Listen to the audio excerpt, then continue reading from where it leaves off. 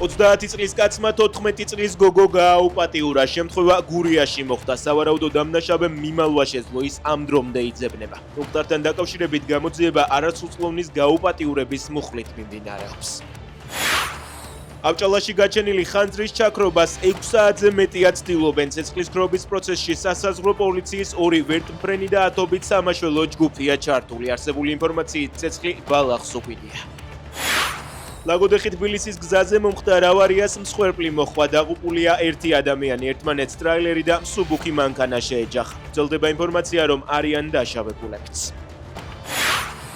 წლის დასაწყისთან შედარებით ყალბი დოკუმენტების დამზადების ფაქტები ივლისში 103%-ით გაიზარდა. საქსტატის მიერ გამოქვეყნებული სისხლის სამართლის დანაშაულების სტატისტიკის თანახმად 2025 წლის 7 თვეში საქართველოში ყალბი დოკუმენტების დამზადების 666 დანაშაული გამოვიდა.